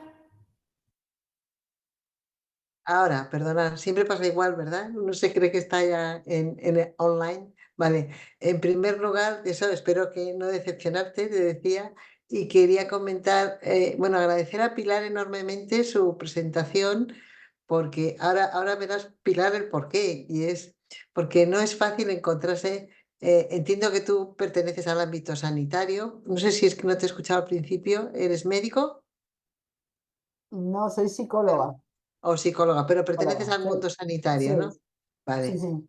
Em, vale, pues nuestra experiencia desde lo que es el movimiento civil de la discapacidad y aterrizándolo un poco más, el movimiento civil de las mujeres con discapacidad, no siempre nos es fácil la interlocución y el diálogo con el mundo sanitario. No siempre. Con mucha frecuencia también ha reportado y ha tenido unos resultados extraordinarios. Pero has hablado, por ejemplo, de violencia obstétrica. Yo voy a contaros, entre otras cosas hoy, me gustaría contaros una actividad formativa que tuvimos precisamente, creo que fue en enero de este mismo año 2025, en la que presentábamos bueno, abordábamos la cuestión de la violencia obstétrica, ¿vale? No puedes ni imaginarte, Pilar, y voy a hablar así en este tono coloquial porque creo que también está bien que me escuchéis a mí porque soy una mujer de a pie. Em, las dificultades que tuvimos para conseguir profesionales que nos acompañaran en esa formación y para que la propia administración quisiera inaugurar algo que luego estaba financiando, simplemente porque estábamos utilizando el término violencia obstétrica. Mm, había unas resistencias y unos temores y un corporativismo que se alejaba de la voluntad que perseguía esa jornada. Y sin embargo, pues hay muchísima reticencia. Seguramente tú lo conoces, Pilar, entre el colectivo para creer que todavía pueda existir eso y, y que, bueno, en el ámbito de de las mujeres con discapacidad, eso todavía se agudiza más. ¿Vale? Mm, Así que te agradezco enormemente que estéis hablando con las matronas en ese sentido, porque justamente en el trabajo que estamos haciendo ahora, estoy hablando un poco desordenado, pero espero si me interrumpís si no me explico bien. Estoy también trabajando en el grupo de sanidad del segundo pacto de violencia en Comunidad Valenciana. Y allí también me enfrentaba, cuando hablaba de la necesidad de formación y trasladar la problemática de la violencia obstétrica también al Pacto Valenciano, con la negación y con la aseveración de que la mayoría de matronas son mujeres, la mayoría de obstetras son mujeres y por lo tanto este planteamiento quedaba un poco en el pasado y no había que hablar de ello, ¿sabes? Y ha sido una pelea, es todavía una gran pelea. Sin embargo, luego cuando conseguimos la complicidad de las profesionales del ámbito sanitario, y vais a ver un ejemplo aquí,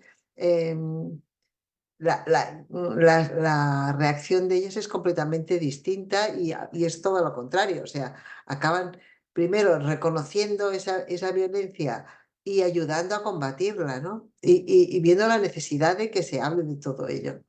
Así que por eso quería agradecerte que estéis haciendo esa labor y que estéis dirigiéndoos a matronas y que eso esté ahí presente, ¿vale? Bueno, pues un poco para empezar, como nos pedíais, contaros qué hacemos desde y quiénes somos una comisión de la mujer con discapacidad en esas esferas en las que estamos, ¿no?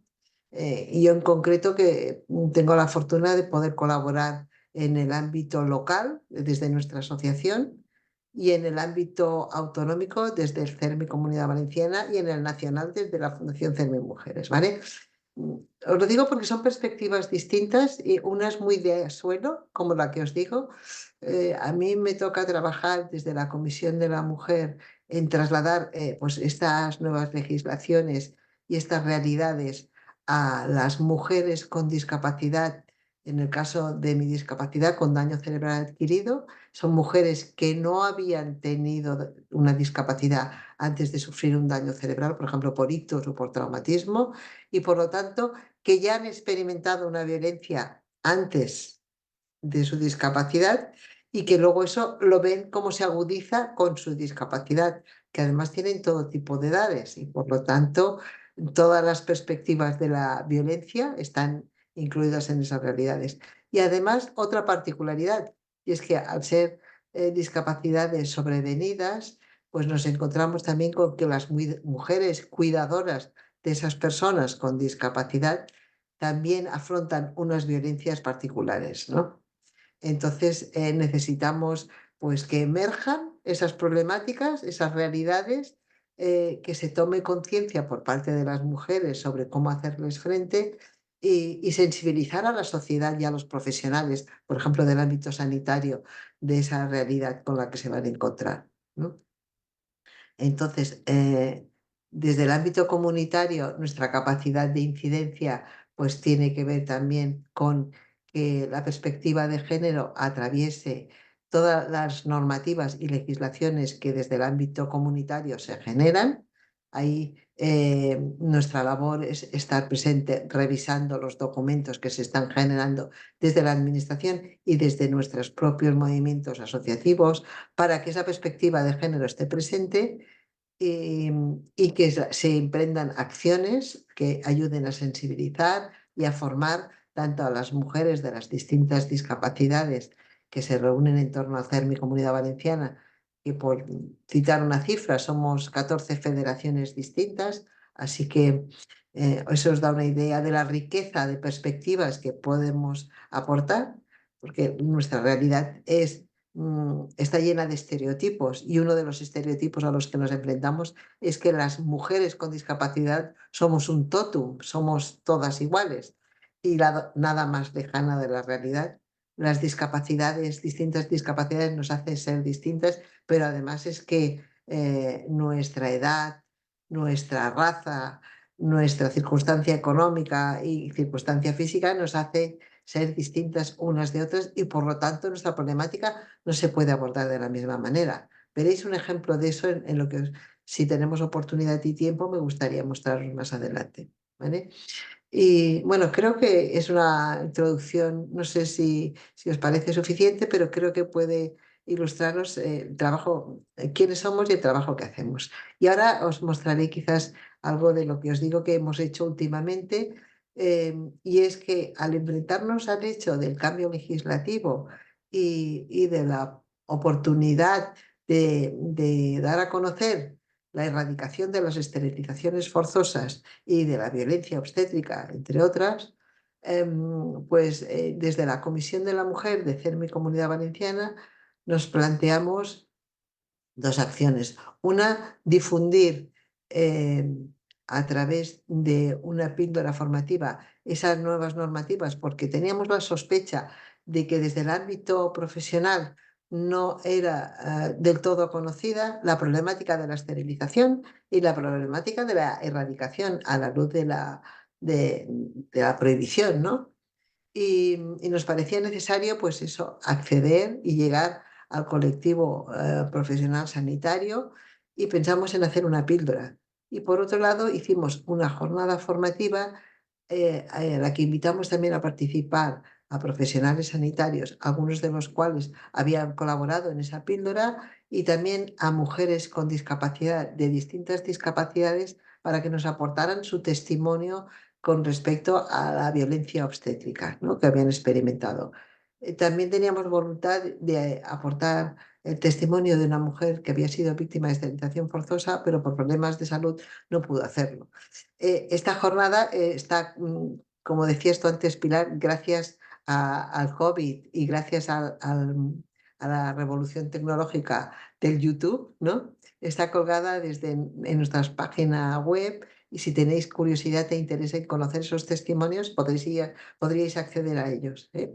Pero desde los impedimentos, bueno, pues los estereotipos que negaban la capacidad de una mujer con discapacidad física y también discapacidad por daño cerebral adquirido de carácter conductual, a tomar la decisión respecto a su propio parto. Ella había sufrido anoxia en el parto debido a esta maniobra, ¿cómo le llaman? Krieler o Kriller, ¿sabéis esta maniobra de presión durante el parto? Christeler, me lo apunté pues siempre me olvido del nombre.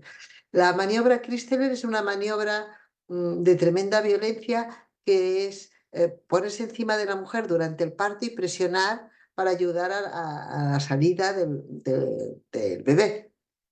Bueno, pues como sufrió horriblemente su madre durante el parto y experimentó esa maniobra, la niña tuvo un problema de anoxia y sufrió un daño cerebral adquirido en su nacimiento, ¿vale?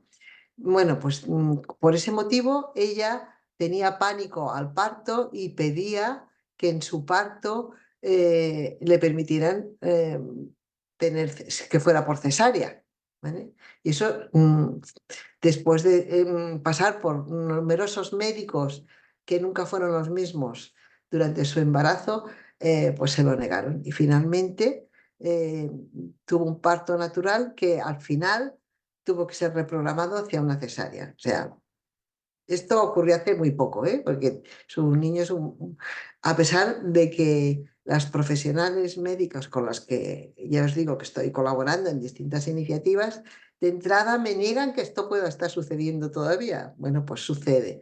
Desgraciadamente sucede. Otro caso que podríais escuchar en el que se trasladó en esa jornada fue el caso de una mujer con discapacidad física. Ella se traslada en silla de ruedas y que manifestaba que necesitaba también una cesárea porque se veía incapaz de soportar mucho rato en el potro con las piernas abiertas porque no podía aguantar sus piernas, ¿vale? Y también se lo negaban. Es increíble, ¿verdad? Pues estamos todavía así.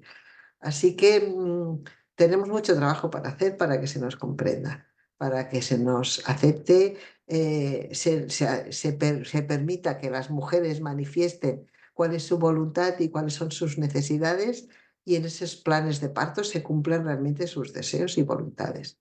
Mm, Otra problemática a la que nos enfrentamos es la falta de accesibilidad de los recursos para las mujeres con discapacidad, tanto en la atención sexual y reproductiva de carácter físico, ¿vale? Como la de carácter sensorial. Las mujeres que son sordas, con discapacidad auditiva, pues tienen dificultades para comunicarse. Y cuando estamos hablando bueno, de los protocolos que se han implementado en sanidad, en Comunidad Valenciana por lo menos, yo creo que en el ámbito nacional también, para facilitar el cribado de violencia en las visitas, tanto que en medicina familiar como las propias matronas pueden realizar cuando visitan a una mujer, preguntándole simplemente si son víctimas de violencia o si tienen y conocen algún caso, bueno, pues claro, si resulta que tienes una mujer pues que tiene discapacidad auditiva, es difícil que te comprenda. Si es una mujer que tiene una afasia, es difícil que te pueda explicar. Y eso pues requiere que los profesionales se formen y dispongan de un espacio y un tiempo que con frecuencia no disponen. Em, este es otro hándicap que tenemos. Cuando hablábamos de realizar esta píldora formativa, realizar una píldora formativa, no sé si os lo he comentado antes, es lo que luego me gustaría mostraros, aunque sea brevemente y la pasemos rápido. Pensamos en que toda esta información era necesario que llegara a los profesionales de salud y nos planteamos la posibilidad de hacer una pequeña píldora formativa sobre lo que eran la problemática de las mujeres con discapacidad en el ámbito sexual y reproductivo y en el ámbito de la violencia de género. Y entonces, pues, claro, lo que nos trasladaba la profesional de la enfermería comunitaria, responsable del cribado y del registro del cribado, nos decía, pero que ella tenía ya muchas dificultades para conseguir que los profesionales de la salud, por ejemplo, de medicina familiar, de atención primaria, pasaran ese cribado, porque no tienen tiempo, sencillamente no tienen tiempo y no se ven capaces tampoco de llevar a cabo esas iniciativas.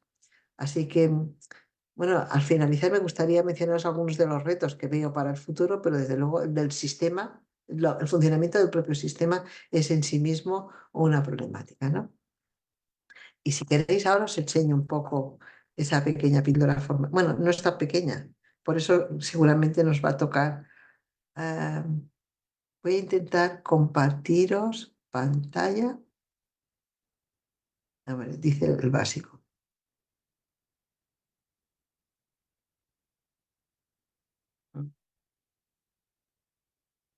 A ver si soy capaz desde aquí.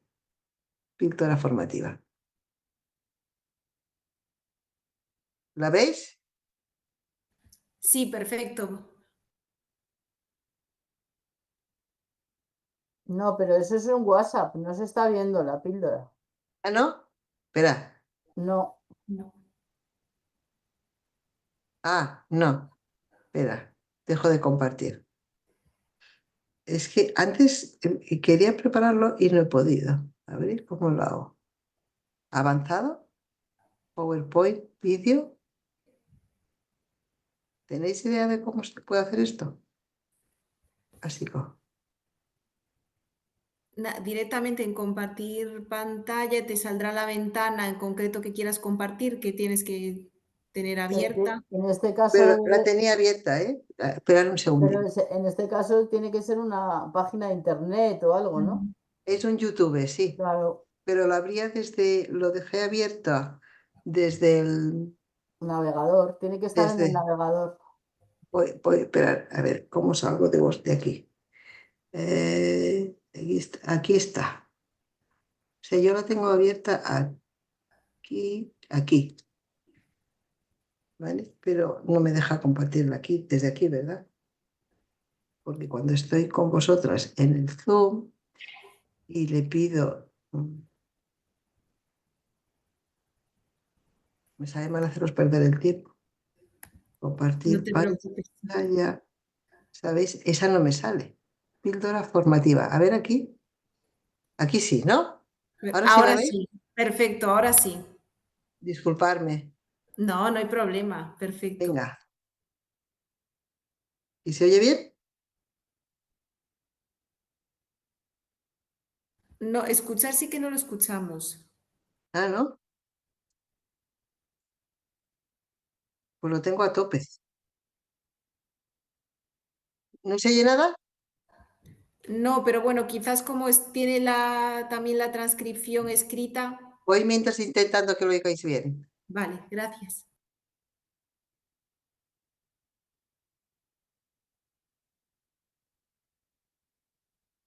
No sé. ¿Ahora?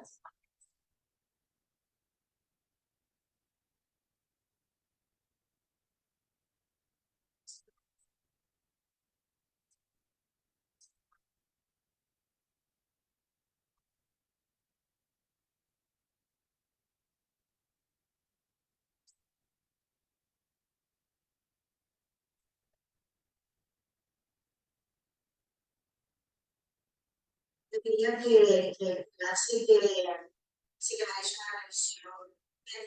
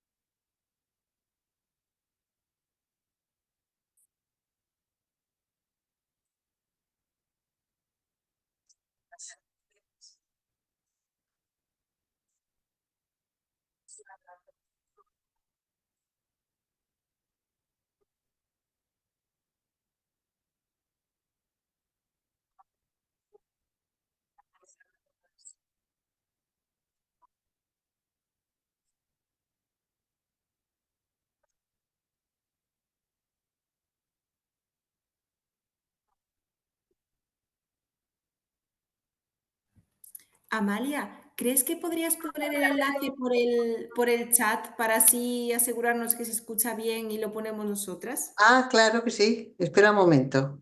Muchas gracias. A ver, escucha, Sara, te lo paso por el WhatsApp, No, pásanoslo por el chat de aquí de por el Zoom chat mejor, por mejor. favor, sí. Vale.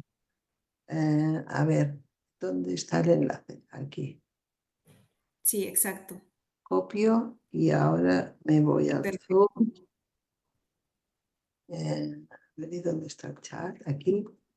Así lo ponemos nosotras desde aquí y nos aseguramos que se escucha mejor. Porque no se oye bien, ¿eh?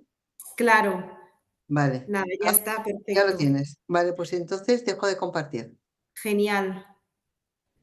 Ahora lo ponemos nosotras desde aquí, desde el equipo técnico. Vale. Lo que estáis viendo ahora son las intervenciones de una médica internista y de una pediatra que están pasando ese cribado y los problemas que están teniendo, ¿vale? Y cómo mejorarlo. Es el planteamiento que nos hace. Y después Genial. la intervención siguiente es de una psicóloga que va dando pautas sobre cómo mejorar ese cribado. Perfecto, pues lo vamos a intentar poner nosotras ahora desde aquí para asegurarnos que se pueda escuchar también desde el directo y que todos Vale, lo puedan escuchar. perfecto. Pero bueno, mientras tanto, eso, mientras no se reproduce, Proyecto. sí, nada, decir que eso, que al final, yo quería preguntarte, mientras tanto, así luego cuando lo tengamos, Sí, sí. quería Dime. preguntarte si realmente tú, o sea, vosotros allí, por ejemplo, en la Comunidad Valenciana, si estáis viendo que ha habido, por ejemplo, algún problema a la hora de implementar todas estas modificaciones de la Ley Orgánica 1/2023, por ejemplo, en cuestiones, pues eso, de todo el tema de las objeciones de los objetores de conciencia, todas estas cuestiones y cómo realmente se ha habido, en cambio, algún avance positivo al final, por ejemplo, para las mujeres y las niñas con discapacidad. Si no sé si habéis notado algún tipo de mejora a raíz de su entrada en vigor o sigue todo igual o qué notáis vosotras desde ahí.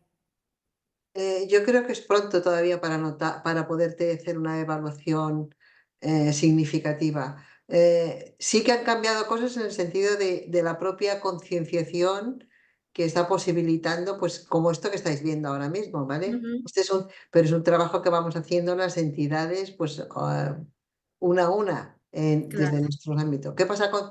A mí, yo siempre digo, las mujeres que están en nuestras organizaciones no me preocupan. Me preocupan las que no están en nuestras organizaciones, que son muchas. Y esas vale. son las que pasan por las consultas de estas médicas que están interviniendo, ¿no? Con todos los problemas que están teniendo ellas para poder ayudarlas y para poder implementar. No es una falta de voluntad de los profesionales, es Ujú. una falta de conocimientos, una falta de tiempo y una falta de dinámicas, ¿no? Y de medios, me imagino también en muchos De casos. Al medios, final, claro. claro. Pues ahora ya tenemos el vídeo, o sea que lo podemos poner ahora enseguida. Y la píldora y así ya vemos exactamente también esa traslación de lo que tú nos estás comentando y así también, pues eso, las personas que nos están viendo pues pueden hacerse una idea eso práctica pues de todo ese trabajo que al final habéis estado haciendo también a lo largo de este año. O sea que nada, cuando esté ahora lo ponemos. Cermi Mujeres, A ver, Comunidad Valenciana. Generalitat Valenciana. La violencia de género afecta a miles de mujeres, em, pero cuando hablamos de mujeres con discapacidad, ahí la está. situación es alarmante e invisibilizada. Muchas enfrentan barreras para identificar lo que es y no es violencia, mientras luchan contra el silencio y la discriminación. En 2022, Mujeres Cermi Comunidad Valenciana y la Fundación Cermi Mujeres realizaron un estudio con 81 mujeres con discapacidad que aporta datos estremecedores y representativos. El 69,1% declaró haber sufrido violencia de género por parte de su pareja o expareja. El 67,9% han estado expuestas alguna vez a situaciones de abuso y violencia, ya sea activa o pasiva. Casi la mitad, un 47,7%, sufrió violaciones en ese contexto y el 36,2% expresaron tener pensamientos suicidas o deseos de autolesionarse. El 12,3% de las participantes desarrolló una discapacidad como resultado directo de la violencia sufrida. Estas cifras reflejan una realidad que no podemos ignorar. Es urgente incorporar herramientas específicas que permitan identificar y abordar la violencia hacia este colectivo. ¿Cómo se podría mejorar la propia herramienta de cribado? Habla la pediatra Esther Tornador, acompañada por la médica internista Núria Tornador. Jo diria que el cribat sí que mereix una revisió, perquè en el cas de les xiquetes i adolescents amb discapacitat intel·lectual en concret, pense que el cribat es basa en unes preguntes molt tancades. Aleshores és molt difícil fer aquestes preguntes i tindre respostes clares. Pense que seria més efectiu fer una entrevista amb una narració més lliure i no amb preguntes tan tancades.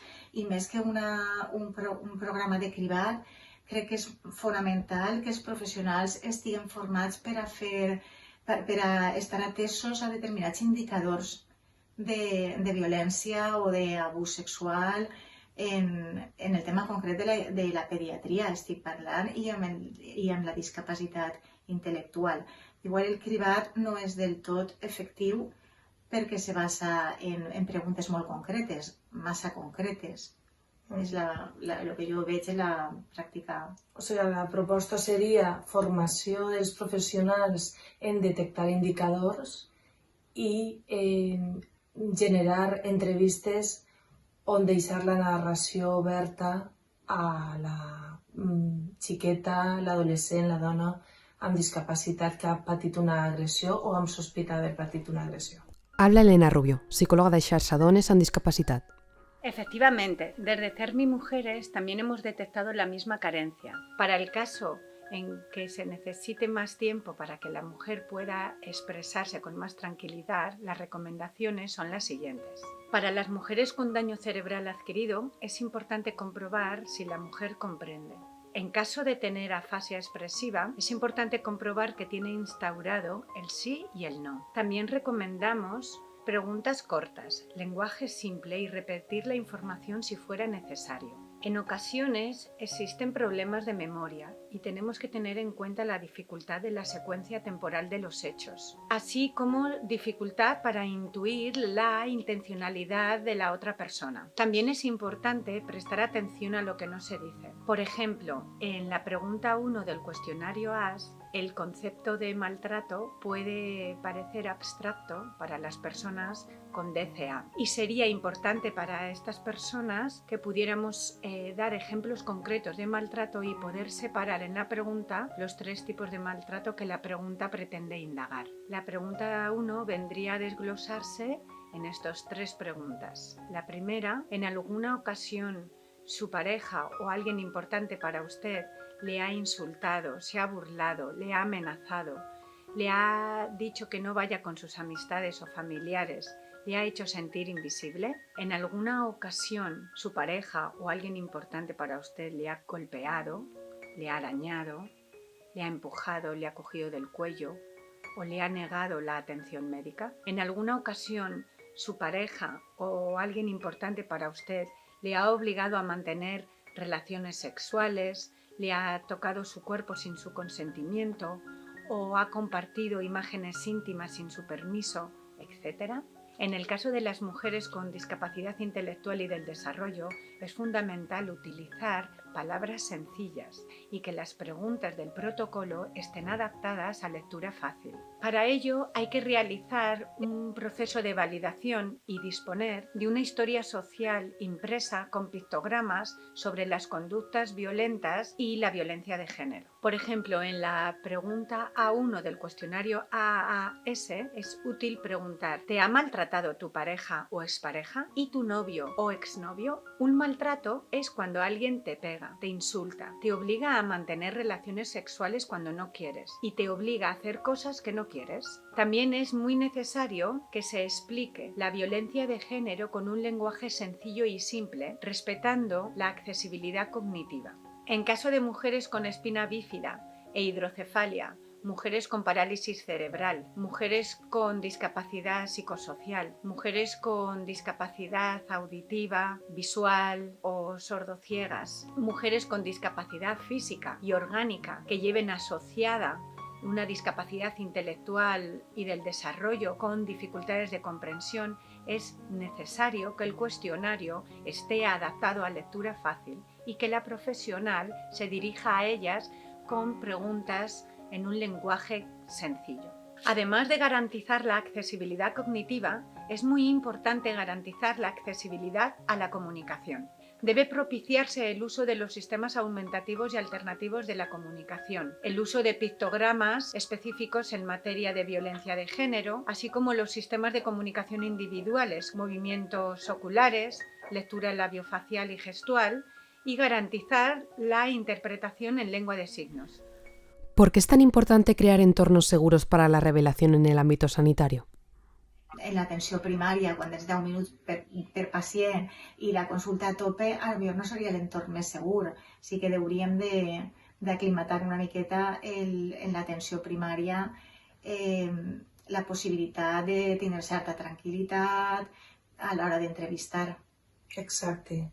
Tranquil·litat de temps, un espai íntim, sense interrupcions, que la víctima de l'agressió pugui estar acompanyada per gent de la seva confiança, familiars o professionals en els que elles confien, que el major espai segur és l'actitud empàtica de la professional que t'atén. Todas las entidades de CERMI-CV.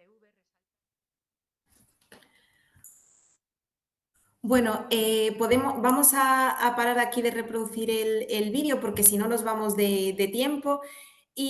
Pero bueno, de todos modos, eso, podemos proporcionaros el enlace y sin ningún tipo de problema para que podáis visualizarlo completamente.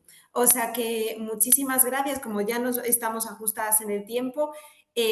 Muchísimas gracias a las dos, Amalia, Pilar. Voy a cerrar ahora brevemente este aula de derechos humanos porque quería decir ahí un par de palabras como cierre.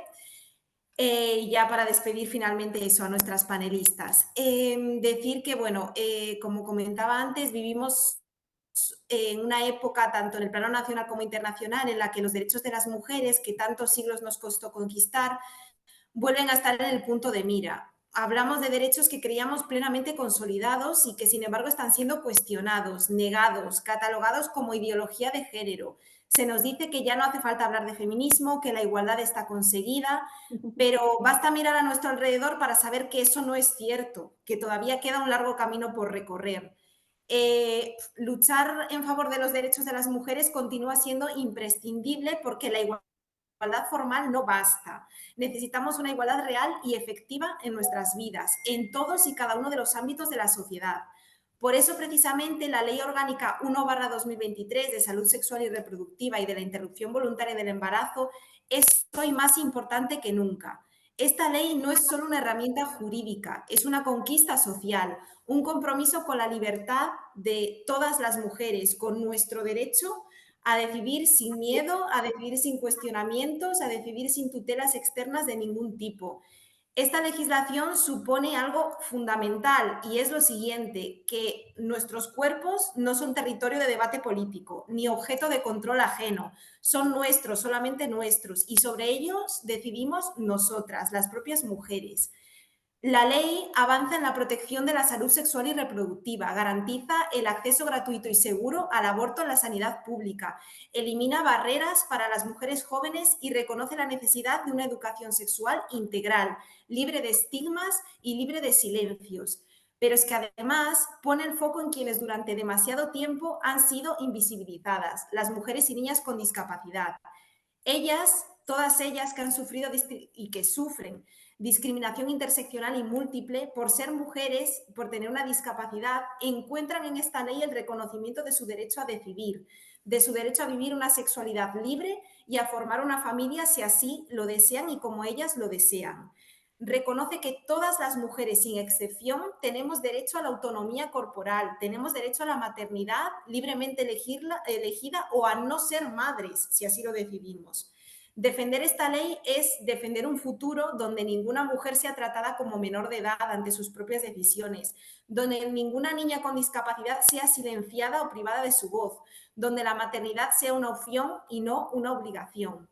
Por eso mismo, frente a quienes quieren hacernos retroceder, respondemos con más igualdad y respondemos con más derechos, porque sin nosotras, sin las mujeres, no hay democracia, y porque cada vez que una ley garantiza nuestra libertad, toda la sociedad en su conjunto avanza, porque nuestros derechos no son negociables ni nuestros cuerpos son objetos de mercadeo, porque los derechos de las mujeres, como decía antes, son derechos humanos y no podemos permitir que nadie nos cuestione, ni ahora, ni mañana, ni nunca.